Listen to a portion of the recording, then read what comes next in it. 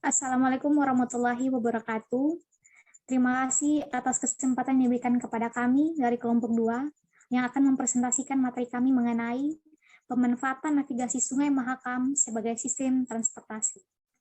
Perkenalkan, saya Margarita Mirandaweni sebagai moderator. Selanjutnya,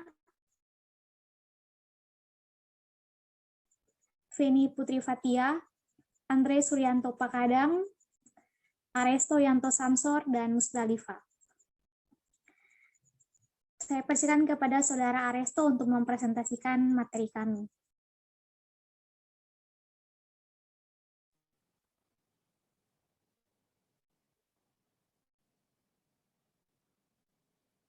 Jadi yang pertama itu adalah pengertian dari navigasi sungai. Navigasi sungai adalah teknik untuk menentukan kedudukan secara tepat dalam perjalanan penyusuran sungai. Perbedaan yang mendasar antara navigasi sungai dan navigasi darat terletak pada acuan dasar untuk menentukan kedudukan. Pada navigasi darat, yang diambil sebagai acuan dasar adalah bentuk permukaan fisik bumi yang digambarkan oleh garis kontur. Sedangkan pada navigasi sungai, acuan dasarnya adalah bentuk dari tepi kiri dan kanan sungai, yaitu belok-belokan sungai yang tergambar di peta B.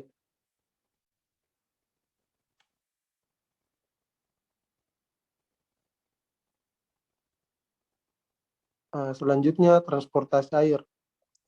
Transportasi air adalah angkutan orang dan barang atau kargo.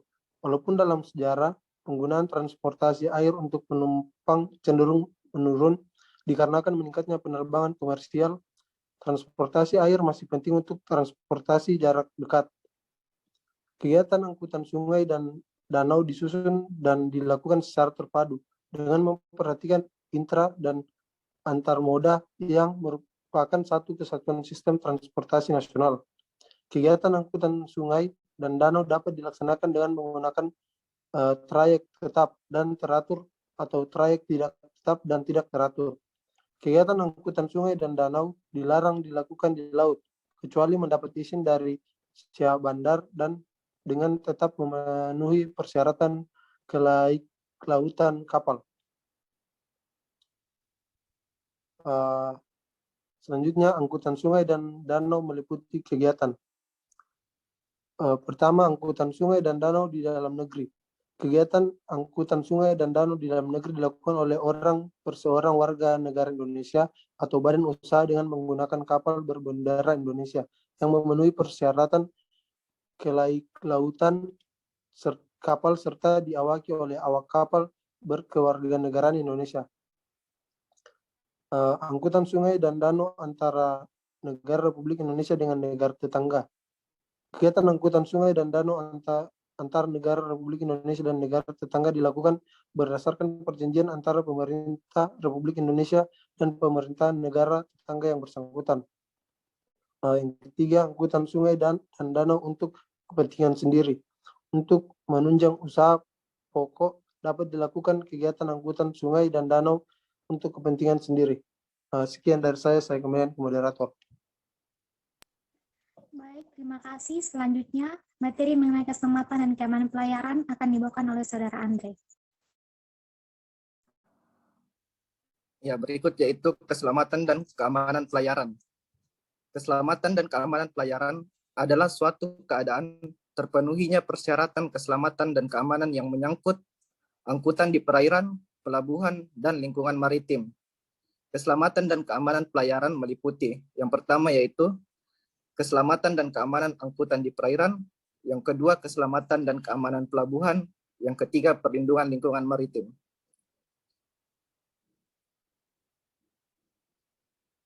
Ya, selanjutnya yaitu standar keselamatan bidang transportasi sungai dan danau.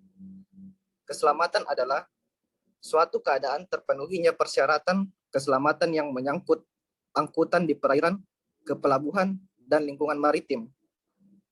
Penyelenggaraan sarana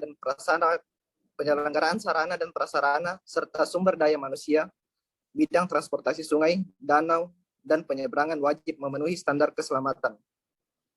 Standar keselamatan bidang transportasi sungai dan danau diatur dalam Peraturan Menteri Perhubungan Nomor PM 25 tahun 2015 tentang standar keselamatan transportasi sungai. Danau dan penyeberangan merupakan acuan bagi penyelenggara sarana dan prasarana bidang transportasi sungai dan danau yang multi aspek.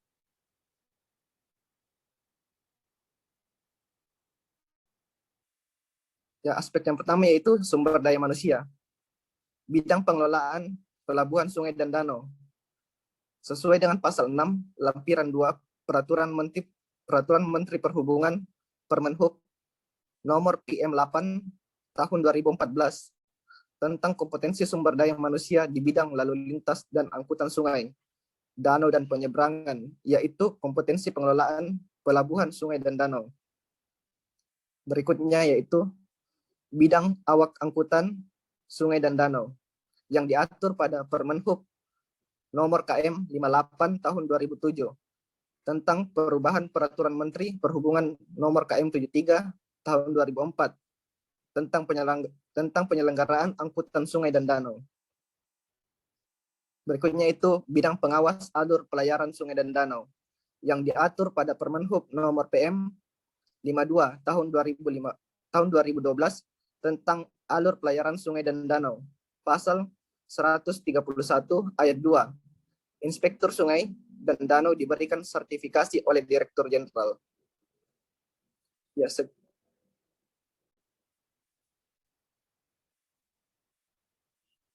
Sekian dari saya kembalikan kepada moderator. Baik, terima kasih. Sarana dan prasarana yang akan dibawakan oleh Saudara Feni. Baik, selain ada aspek sumber daya manusia, terdapat juga aspek sarana dan prasarana. Yang pertama ada bidang kapal sungai dan danau, yaitu setiap pengadaan pembangunan dan pengerjaan kapal, termasuk pelengkapannya, serta pengoperasian kapal di perairan Indonesia harus memenuhi persyaratan keselamatan kapal. Kemudian ada bidang alur sungai dan danau, yaitu untuk penyelenggaraan alur pelayaran pemerintah wajib yang pertama menetapkan alur pelayaran, yang kedua menetapkan sistem rute, ketiga menetapkan tata cara berlalu lintas, dan yang keempat menetapkan daerah labuh kapal sesuai dengan kepentingannya.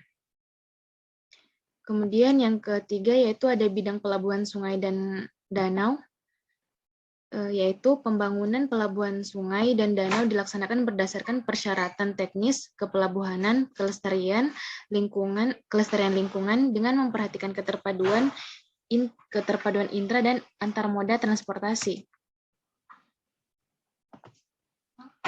Kemudian aspek selanjutnya yaitu aspek lingkungan.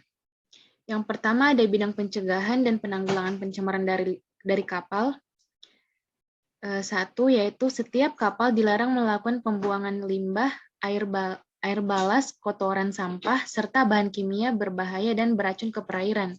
Yang kedua, yaitu setiap kapal dilarang mengeluarkan gas buang melebihi ambang batas, sesuai dengan ketentuan peraturan perundang-undangan. Yang ketiga, setiap nahkoda atau penanggung jawab unit kegiatan lain di perairan bertanggung jawab untuk menanggulangi pencemaran yang bersumber dari kapal dan atau kegiatannya.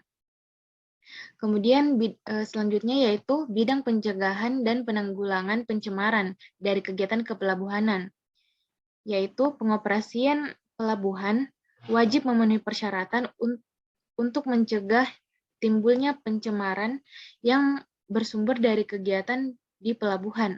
Setiap pelabuhan yang dioperasikan wajib memenuhi persyaratan untuk mencegah timbulnya pencemaran yang bersumber dari kegiatan di pelabuhan termasuk di terminal khusus. Persyaratan tersebut meliputi tersedianya fasilitas yang pertama, penampungan limbah, yang kedua penampungan sampah. Selanjutnya yaitu Sungai Mahakam yang dimanfaatkan sebagai sistem transportasi. Sungai Mahakam yang berada di Kalimantan Timur ini memang membelah Provinsi Kalimantan Timur. Sungai ini menjadi salah satu sungai yang masih digunakan sebagai sarana transportasi utama, sekaligus menjadi penopang bagi wilayah dari hulu sampai hilir. Berdasarkan survei, Potensi transportasi sungai di salah satu hulu Sungai Mahakam seperti Sungai Telen di Muara Ancalong dan Kota Samarinda, Sungai Mahakam masih dimanfaatkan oleh masyarakat yang bermukim sebagai waterway di das Sungai Mahakam dan mengangkut batu bara dari wilayah Kabupaten Kutai Kartanegara. Selanjutnya, saya kembalikan ke moderator. Baik, terima kasih. Selanjutnya materi mengenai Sungai Mahakam yang akan dibawakan oleh Saudara Musda. Baik, terima kasih kepada moderator. Sungai Mahakam yang melintasi di tengah kota Samarinda memegang peranan penting bagi Provinsi Kalimantan Timur. Sungai Mahakam merupakan jalur transportasi air utama di provinsi ini yang merupakan penghubung antar daerah di Kalimantan Timur. Terhadap kota Samarinda, letak Sungai Mahakam yang melintasi pusat kota sangatlah strategis. Kawasan tepian Mahakam ini berada di pusat aktivitas kota Samarinda seperti perkantoran atau perdagangan dan jasa, sehingga sangat berpotensi dikembangkan menjadi sebuah ruang publik tempat berkumpulnya masyarakat kota Samarinda.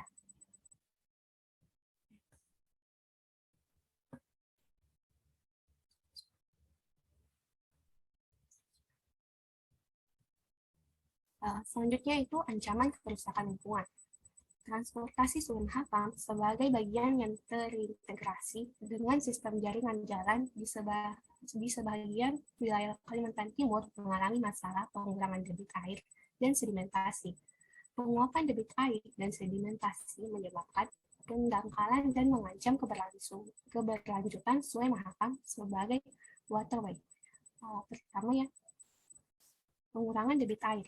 Berdasarkan analisis lokasi dan luas perkebunan sawit dari peta Kaltim dengan skala 1 juta, luas perkebunan kelapa sawit yang berpengaruh langsung terhadap pengurangan debit air ke Sungai Mahakam adalah 348.891 hektar yang dapat dilihat pada tabel 1. Penentuan besarnya pengaruh pengurangan debit air tergantung pada luas perkebunan sawit masing-masing kabupaten dan kota Samarinda yang didasarkan pada letak perkebunan yang berlokasi di hulu Sungai Mahakam. Selanjutnya saya kembalikan ke moderator. Baik, selanjutnya itu materi mengenai ancaman kerusakan lingkungan yang akan dibawakan oleh Saudara Angel, dipersilahkan.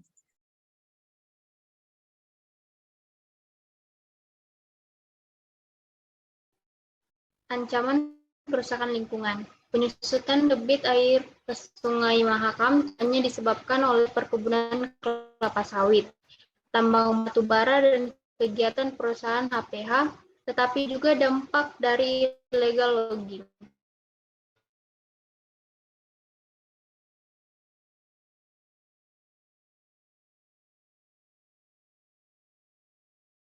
Kutai Timur.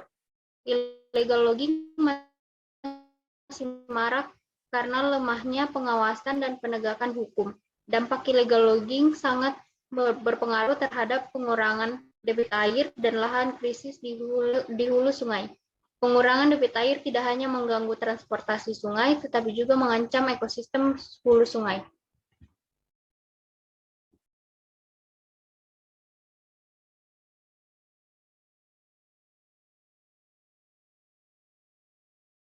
Sedimentasi, ancaman kerusakan lingkungan. Sedimentasi, total luas lahan untuk tambang batu bara di Kalimantan Timur adalah 4.477.000 hektar. Dari total luas lahan tersebut, luas lahan tambang yang berpengaruh terhadap Sungai Mahakam adalah kurang lebih 10%. Tebal topsoil yang tererosi ke hulu Sungai Mahakam ditentukan sebagai berikut. P sama dengan 4.477.000 hektar dikali 0,1 meter dikali 10%, sama dengan 4.477 meter kubik per tahun. Dari perhitungan berkurangnya debit air dan bertambahnya sedimentasi ke Sungai Mahakam, fakta menunjukkan bahwa tingkat sedimentasi di das Mahakam semakin tinggi. Menurut berbagai sumber, tingkat kekeruhan air yang mempunyai muatan padat tersuspensi atau MPT di Sungai Mahakam mencapai 80 mg per liter, atau dengan kata lain bahwa tingkat sedimentasi Sungai Mahakam sudah mencapai 3,78 kali 1 juta ton per tahun. Selain menyebabkan pendangkalan, sedimentasi menyebabkan terjadinya penurunan kualitas air dari segi fisik maupun kimia. Selanjutnya saya kembalikan ke moderator. Baik, terima kasih. Selanjutnya itu mengenai kesimpulan. Berdasarkan pemaparan kami, maka kesimpulannya adalah transportasi laut, sungai, danau, dan penyeberangan merupakan tulang punggung dari transportasi nasional untuk dapat menghubungkan dan menjangkau seluruh pelosok Nusantara yang memiliki kondisi geografis sebagai negara kepulauan dengan perairan sebagai pemersatu NKRI. Sungai Mahakam merupakan salah satu sarana transportasi air yang digunakan oleh masyarakat. Sungai ini merupakan jalur transportasi air utama yang merupakan penghubung antar daerah di Kalimantan Timur. Namun, masih ada saja pihak yang tidak bertanggung jawab untuk mengotori atau merusak sungai sehingga menyebabkan kerusakan pada Sungai Mahakam. Sekian presentasi kami pada malam hari ini. Kurang dan lebihnya mohon dimaafkan. Selamat malam.